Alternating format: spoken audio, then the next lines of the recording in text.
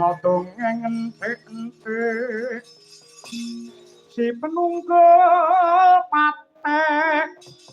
nono penunggal apa dosane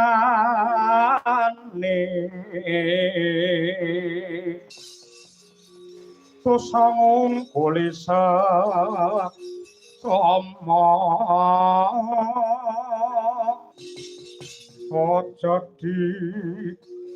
ndak kualat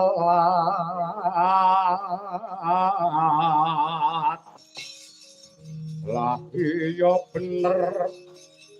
kandamu lari sumber ketiwasa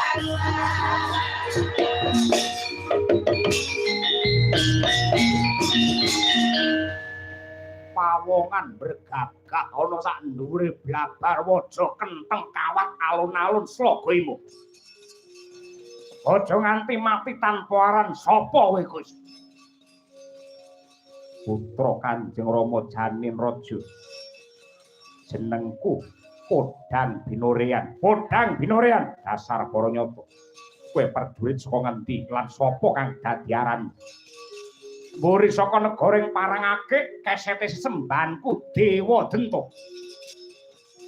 Ripalungguhan iki yen kowe kena tak kandhani aku ngeman karo bagusmu ngeman karo gantengmu tinimbang iki mengko dadi pengewan-ewan kowe mundura endi bakyumu sing jenenge Kuntul Wilanten bakale dipondhong marang negaraku dadi garwa Prameswari Mukti Wibawa Nyakrawati Mbau Dendho apa ora melek mripatmu wis mebar wara-wara saka negara Slagawima sapa wae sing pengin mengku mbakyuku kowe kudu bisa ngasorake kabeh para adi-adine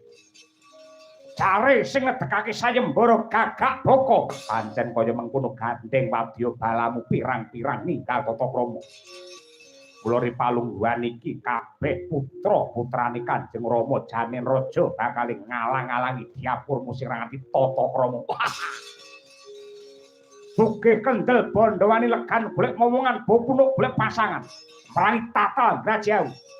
yen panjenengan tak pringgake ati becik tanganmu ndarep diadawaran cepat igamu nglayang nyawang tak kuroni batangmu